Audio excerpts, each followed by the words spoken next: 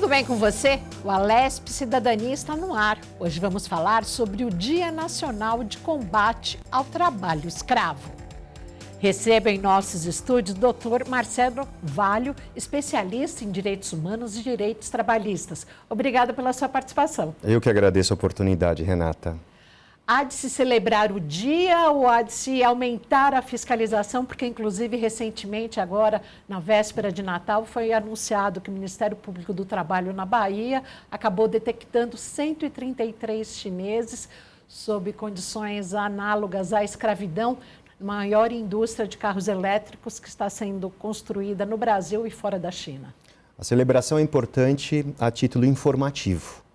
Entretanto, a fiscalização ela tem que ter uma maior atuação, porque quando nós falamos em trabalho escravo, o trabalho escravo normalmente ele está oculto e nós não temos um número de pessoal adequado para esse tipo, né, de fiscalização em praticamente todo o nosso território nacional.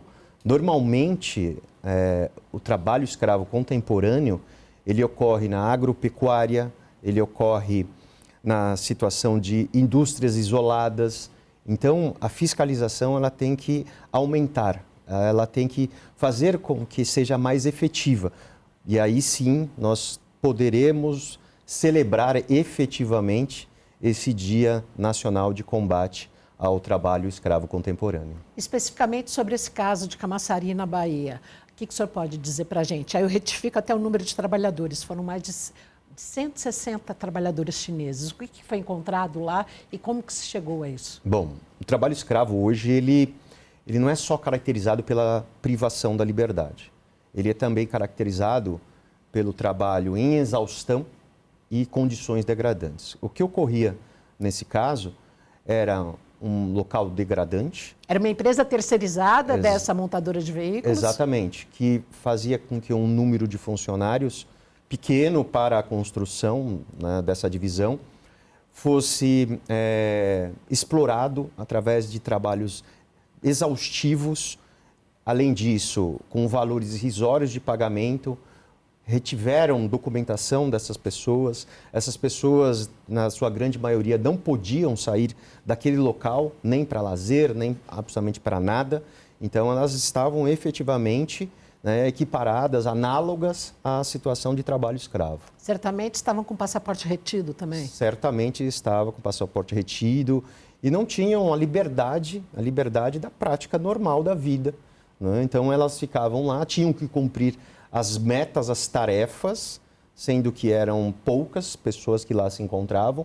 E a partir do momento em que nós estamos falando de poucas pessoas, nós estamos falando de um trabalho exaustivo e que ele passava de 24 horas, as pessoas elas eram simplesmente equiparadas a máquinas. Isso é um absurdo. Lembrando que na China fala-se que a China cobra um valor tão baixo porque lá existe esse tipo de trabalho. Mas a partir do momento que mesmo uma empresa chinesa esteja construindo o seu parque produtivo aqui no Brasil, as nossas regras equivalem. Exatamente. Existe um princípio de direito internacional do trabalho, que é o princípio da territorialidade da lei. Então, independentemente do funcionário, se ele está em nosso território, ele está sob a égide da nossa legislação. Então, a nossa legislação, ela prevê no artigo 149 do Código Penal que o trabalho escravo é crime. E aquele que é responsável, gerador do trabalho escravo, né, o empregador, o seu preposto, o seu representante, ele pode ser preso, né, através da chamada reclusão de 2 a 8 anos de pena. Reclusão, ou seja, sistema fechado, né? E nós também adotamos legislação internacional, né? Então, nós podemos falar da Declaração Internacional dos Direitos Humanos, nós podemos falar do Pacto de São José de Costa Rica, nós podemos falar de convenções internacionais da Organização Internacional do Trabalho, da OIT. Nós temos a 29 e a 105 que falam sobre trabalho escravo, só que a China não se submete a essas regras. Então, o que aconteceu nessa empresa foi exatamente que pensaram que as regras chinesas poderiam ser exploradas no território nacional. E não pode, porque lá, infelizmente, as regras são mínimas. Praticamente nada de direitos aos trabalhadores. Infelizmente, é desta forma. E o que os fiscais do Ministério Público do Trabalho encontraram foram camas nos dormitórios sem colchão, era para dormir no estrado, condições sanitárias deprimentes, entre outras coisas. Mas isso não é exclusividade da China, infelizmente. Aqui no Brasil nós temos muito, e até mesmo num grande evento aqui na maior cidade do país, que foi São Paulo, se não me engano, o Lollapalooza ano passado. Exatamente, exatamente. Os trabalhadores ficaram retidos no local, tinham que cumprir a meta, a tarefa, estavam também em condições degradantes. Em containers, né? Dentro de containers, sem qualquer tipo de dignidade, né? E sendo cobrados constantemente através de enormes assédios e vinculados ao pagamento daquela tarefa no cumprimento do certo prazo. E então viravam noite, eram explorados, foram efetivamente escravizados. E isso, né, é muito importante dizer também que o trabalho escravo contemporâneo, ele não é caracterizado tão somente pela privação da liberdade. É caracterizado também pela exploração e situações degradantes. Então, não precisam ser cumulativas, aditivas essas condições. Uma delas, havendo a constatação, é possível a caracterização do trabalho escravo. O assédio moral constante pode ser caracterizado como um trabalho escravo? Se nós estivermos falando de uma situação que gera uma exaustão constante, tá? E que as condições também são degradantes, o assédio moral pode ser um motivo e causa geradora da caracterização de um trabalho escravo. Tá? Mas o assédio moral em si, ele não é caracterizado como característica, como possibilidade de se equiparar assédio moral com trabalho escravo. Ele pode gerar a configuração do trabalho escravo. Tem que haver uma habitualidade, uma continuidade. E analisar cada caso é um caso de análise. Pode ser que o assédio moral esteja num local que não é degradante, né? Pode ser que o assédio moral não esteja numa situação de caracterização de trabalho exaustivo. Nesse caso, não podemos falar em trabalho escravo. Tá? Entretanto, se nós tivermos um assédio moral constante num local degradante, num local que não tenha condições, né, adequadas, né? Que sejam insalubres, que os banheiros são impossíveis de frequentar e que aquela pessoa ela tem que permanecer na empresa, né, sendo ameaçada, assediada, ela tem que permanecer, dorme na empresa, isso tem muito. Pode haver daí caracterização do trabalho escravo. A denúncia de um trabalho escravo, ela precisa ser explícita ou pode ser subjetiva? E onde e como pode ser feita? Bom, nós temos dois órgãos importantes, né, de fiscalização do trabalho escravo. Nós temos o Ministério do Trabalho, através da fiscalização, e nós temos o Ministério Público do Trabalho, que é o órgão também, né, de proteção da sociedade em relação de questões trabalhistas. Nós temos um DISC, salvo engano, DISC 100, que é a possibilidade de denúncia de trabalho escravo. Qualquer pessoa pode praticar essa denúncia. Ela pode ser anônima ou pode ser devidamente, né, identificada a pessoa. E quando eles recebem uma denúncia, antes de qualquer situação, aquelas pessoas competentes para tanto, elas investigam e se houver uma fumaça, vamos dizer assim, um fumus boniuris nessa situação, aí eles começam uma investigação mais profunda. Na maioria das vezes, as denúncias são verdadeiras. Tá? São verdadeiras. E aí começa uma investigação até o momento em que eles ouvem os próprios trabalhadores do local, eles chegam de surpresa no local, esses fiscais, o Ministério Público do Trabalho. Efeito surpresa, né? Efeito surpresa, tem que ser. Ouvem imediatamente, tomam a termo, colocam isso, né, em termos de declarações, e naquele mesmo local eles podem resgatar esses funcionários, podem fechar a empresa, podem multar a empresa, podem obrigar aquela empresa a restaurar os direitos daqueles escravizados. Então, é uma atuação louvável de proteção ao ser humano que ali está sendo explorado de uma forma indigna, mas, como nós falamos no início, essa fiscalização ela tem que ser mais intensa. Nós precisamos de mais pessoas para que possamos evitar esse problema.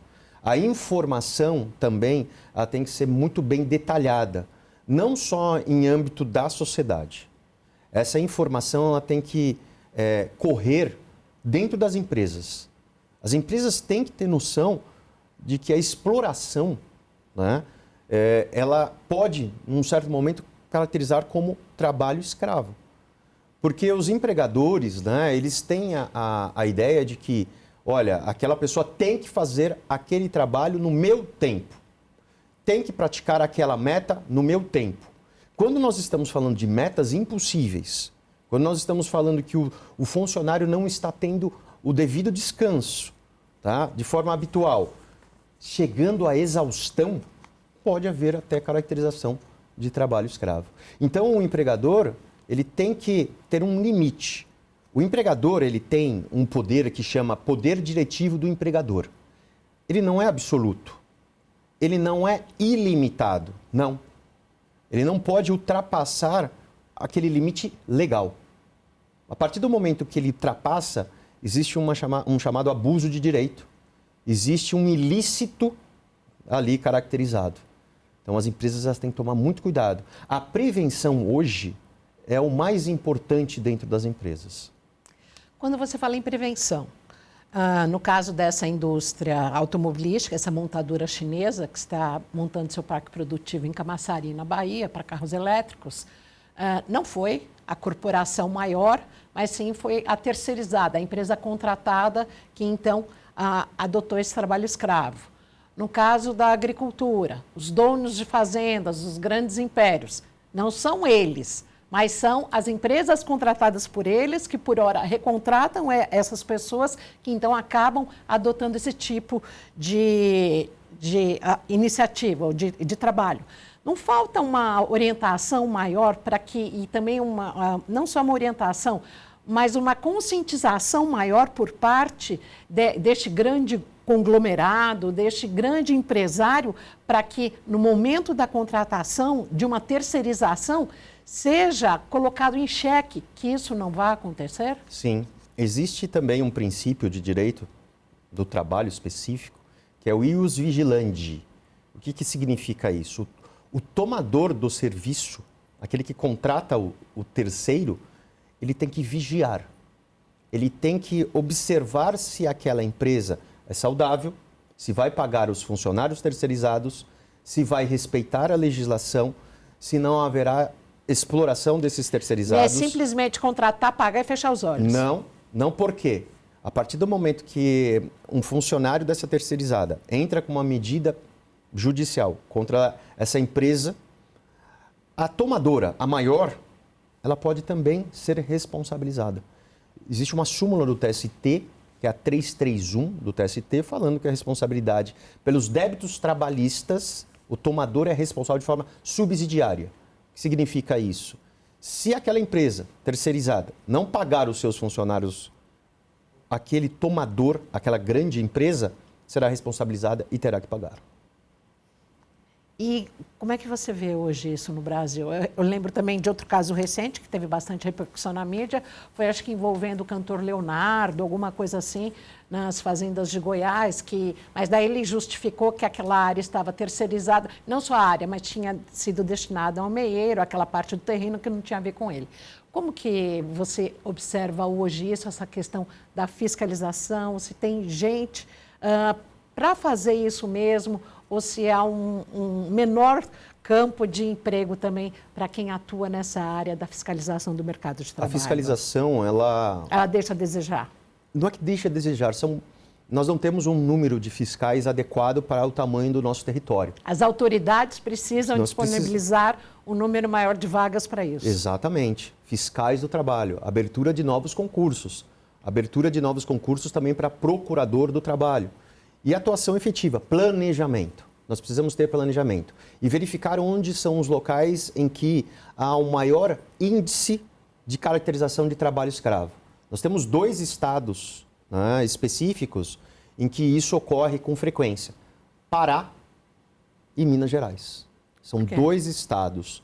Pela questão do isolamento dentro da agropecuária, da distância daquele local onde há o trabalho escravo com a capital, com as cidades maiores. O acesso às comunicações, né? Exato. Então, as pessoas, elas ficam isoladas. A partir do momento que elas ficam isoladas, elas são muito mais facilmente exploradas e são muito mais sujeitas ao trabalho escravo. E, como elas estão isoladas, o que acontece?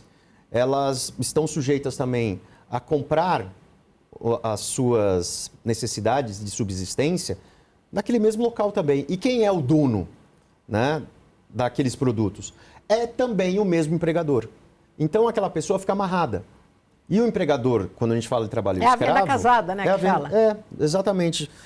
Ele começa a cobrar valores abusivos, falando que, em razão do acesso, o valor daquela mercadoria, daquele alimento tem que ser alto.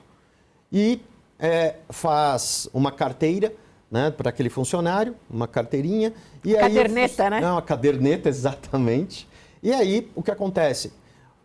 Sempre, todo mês, o funcionário deve dentro daquele mercadinho que é do mesmo empregador. Então, é uma bola de neve. Então, a pessoa fica presa naquele local. Isso é caracterizado como escravidão. Isso sem falar em questões de saúde mesmo, né? Sim. Infelizmente, as pessoas elas são privadas de qualquer auxílio médico nessas situações de trabalho escravo, de qualquer consulta, de qualquer exame admissional, periódico. Elas são simplesmente, né, escravos. Elas não são consideradas como seres humanos. São exploradas de todas as formas. Nenhum direito ali é respeitado. O trabalho escravo no Brasil colônia era a privação da liberdade, quando nós tínhamos os escravos. E hoje é um trabalho escravo contemporâneo. Dá mais detalhes? Comenta mais, por favor. Sim, claro. Por quê, né? Naquela época, como nós falávamos, né? Primeiro aspecto eu acho que é interessante, né? A nossa filosofia do direito do trabalho, ela fala que quando não há liberdade, não há trabalho. Então, nós não podemos falar em trabalho, né? Então, é bem filosófica essa situação. Porque o trabalho, para que seja caracterizado como trabalho, ele precisa, no mínimo, de um pouco de liberdade. Tem que ter liberdade entre o empregador e o empregado. Se não há liberdade, não há trabalho. Então, foi assim que foi construído a figura do que é o trabalho. Lá naquela época de colônia, do Brasil colônia, nós falávamos de que os escravos estavam totalmente privados da sua liberdade de ir e vir no território e eram totalmente explorados como se fossem animais. Posteriormente, nós tivemos uma figura chamada de servidão. E também, né, para muitos, dentro da filosofia do direito do trabalho, a servidão também era uma espécie de escravidão. Porque o servo ficava no local e recebia terras e recebia alimentos para ficar naquele local trabalhando. Hoje, veja só, não é só a privação de liberdade que gera a caracterização do trabalho escravo. O trabalho exaustivo caracteriza também como trabalho escravo. O local degradante também caracteriza como trabalho escravo. Mas nós temos que ter a habitualidade. Não é um caso de uma única oportunidade de trabalho em exaustão. Não é em razão de uma situação de que aquele local estava degradado que vai gerar o trabalho, caracterização do trabalho escravo. Essa continuidade. Tá? E, obviamente, a gente tem que analisar isso sob os aspectos da lei, dos direitos mínimos que se encontram na lei, que se encontram na Constituição Federal, a partir do artigo 7º da Constituição Federal. Agora, tem algumas dicas que a gente pode passar para as pessoas. Teve a LESP que vai para todo o estado, para os 645 municípios, para que um passe aos outros. São os multiplicadores de informações. O que as pessoas podem fazer para enfrentar o trabalho escravo? É prevenir, e de que forma se prevenir? Primeiro aspecto, repassar informação. A informação é a maior munição que nós temos dentro da nossa sociedade. E hoje, com a TV, a rádio, meios sociais, a gente tem a informação. A própria novela Vira e Volta está tratando sobre isso. Exato. E ainda agora falava-se do trabalho escravo para o exterior, e que isso a gente vê que se repete. Exato. Né? O tráfico humano para trabalho no exterior. O tráfico humano, nesse caso... É considerado também? Sim, é considerado trabalho escravo. É indigno. E nós temos agora jovens na Ásia, né, que são vítimas do trabalho escravo, acho que na Malásia. Então, eles até crianças, veja que coisa absurda, até crianças são traficadas para trabalho escravo, né, fora do país, exploração sexual dessas pessoas. Então, nós estamos falando de 2 crimes aí. É muito, muito grave essa situação. Então, através dessa questão da informação, duvidar sempre de propostas de emprego fáceis e lucrativas. Exato, principalmente de propostas para o exterior. Porque nós não sabemos se isso é real. Infelizmente, nós não temos todas as pessoas com boa fé. E hoje a gente tem que duvidar de tudo, né? Sendo que, como nós temos a informação, informe-se, para que não seja mais uma vítima dessa situação de exploração, né, que vai gerar a caracterização de trabalho escravo no exterior também. Segundo o observatório que foi criado entre 2015 e 2018, Observatório para a Erradicação do Trabalho Escravo no Brasil, as pessoas também, eles orientam que leiam um contrato de trabalho, mas quem quer ser... Infelizmente... Quem tem má fé, tem má fé. Tem má fé. Vai usar de um modelo de contrato de trabalho, mas que na realidade aquele contrato é uma fraude. Mas a orientação para deixar com a família cópia de documentos pessoais, endereço para onde está indo, se tem algum contato telefônico, também informar para as pessoas sempre a questão da viagem, onde está, onde se localiza. Sempre informação aos familiares ou pessoas de contato. E sempre se comunicar com os familiares, sempre, né? Constantemente. Porque pode ser que no início seja excelente o trabalho, só que com o passar do tempo, vira a chave e começa a exploração. E nós repetimos aqui para você que nos assiste, aqui na Alesp Cidadania, da Rede Alesp, que o Disque 100 é o telefone para você denunciar o trabalho escravo. Nós, que ao final do mês de janeiro, estamos celebrando o dia em que se lembra e se alerta para essa questão do trabalho escravo em todo o Brasil. Bem diferente do Brasil colônia. Temos hoje o trabalho escravo contemporâneo. Inclusive, o senhor é autor também de livros, doutor Marcelo. Gostaria que o senhor falasse. Já está em seu 6º livro, encaminhando-se para o 7º. O que tem a ver o seu assunto com essa data que hoje estamos falando? Bom, eu faço pesquisa já há mais de 20 anos dentro do direito constitucional do trabalho e direitos humanos do trabalho. Então, o meu primeiro livro foi a respeito de direitos de personalidade do trabalhador. E lá eu apresentei quais eram os princípios básicos constitucionais e de direitos humanos do trabalhador, tá, em âmbito de território nacional. Lá eu falei sobre toda e qualquer forma de discriminação. Esse primeiro meu livro, foi minha dissertação de mestrado na PUC de São Paulo e foi em início dos anos 2000. Né? E lá eu já falava de discriminações que ninguém dizia, como transfobia, como racismo, né? Como a discriminação frente à pessoa homoafetiva, a homofobia. Falava também da discriminação das pessoas que tinham tatuagem, né? Por peso corporal, discriminação em razão do peso corporal. Então veja que tudo desde o início da minha carreira dentro do direito, como docente, como escritor, como advogado, eu venho na proteção do trabalhador. E sempre mostrando que o empregador ele tem que seguir os seus limites. A partir do momento que ele ultrapassa o limite do seu poder, ele comete uma ilegalidade, um ilícito. Tá? E esse ilícito ele pode ser trabalhista, pode ser civil ou pode ser penal. Além disso, quando nós falamos de situações degradantes, no trabalho escravo. Quando nós falamos de trabalho exaustivo, no meu último livro eu falo sobre uma síndrome muito atual que acomete 33% dos trabalhadores em território nacional. Chama-se síndrome de burnout. Essa síndrome de burnout é o esgotamento físico e mental do trabalhador. Mesmo em home office? Mesmo em home office, independentemente. Em home office há uma enorme incidência porque o chefe, o empregador acha que, como a pessoa se encontra em casa trabalhando, ela pode trabalhar e receber ordens a qualquer momento.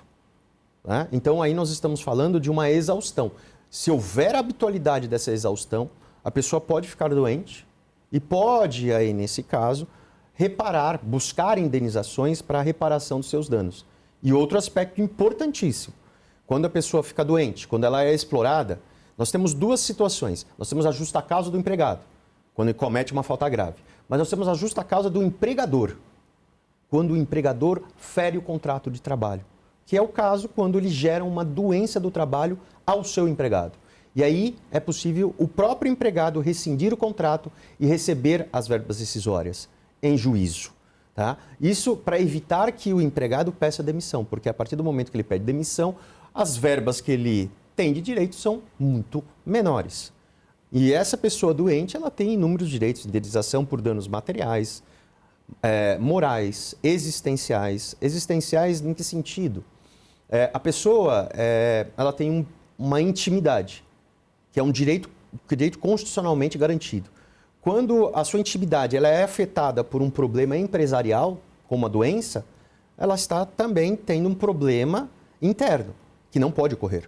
E aí tem a indenização por danos existenciais. Além disso, a pessoa, quando ela fica doente, pode ser que essa incapacidade ela possa ser indeterminada. E aí o que acontece? Essa pessoa, quando ela sai dessa empresa, será que ela vai conseguir emprego em outra?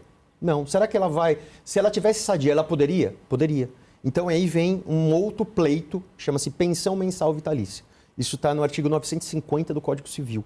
Então a pessoa ela pode requerer em juízo isso e ela vai receber uma indenização por pensão mensal, nada com relação ao INSS, vai receber do empregador através de uma condenação na Justiça do Trabalho, que é o período do momento que ela ficou incapaz até o momento que ela iria se aposentar. Então os valores são muito altos mesmo. A Justiça hoje já está mais condescendente em relação a essa questão dos processos por burnout? Então, a Justiça está caminhando. Nós começamos a ter uma evolução a partir de 2022, 2023. Está contemporânea a esse ponto? Está melhorando porque está havendo uma conscientização maior dos magistrados e também uma informação maior para a sociedade. Porque o burnout antes ele não era caracterizado como uma doença do trabalho. Né? Ele só se caracterizou quando a Organização Mundial da Saúde, no final de 2023, falou a respeito. E aí, com essa caracterização como doença naturalmente do trabalho, veio uma portaria do Ministério do Trabalho aqui no Brasil, falando que o burnout era uma doença do trabalho. E é complicado para o trabalhador, né? Porque ele depende desse salário para sobreviver. Exatamente. Então, as pessoas ficam ele morrendo começa a de sofrer medo. retaliação também dentro Sim. do próprio ambiente de trabalho, porque é aquela pessoa que só falta, que fica doente. Morre de medo de apresentar o atestado. Então, a pessoa acha que se apresentar o atestado com burnout, ela vai ser dispensada. E eu posso garantir, pela minha experiência, apresenta seu atestado, né, o médico da empresa ignora aquele atestado, fala para o chefe, no dia seguinte essa pessoa está dispensada. Isso é muito comum. E aí? E aí a gente tem condição de buscar esses direitos que eu apresentei e essa pessoa tem estabilidade no emprego, conforme a lei previdenciária de no mínimo 12 meses. Mas naquele climão, né? Exato. E buscando o judiciário.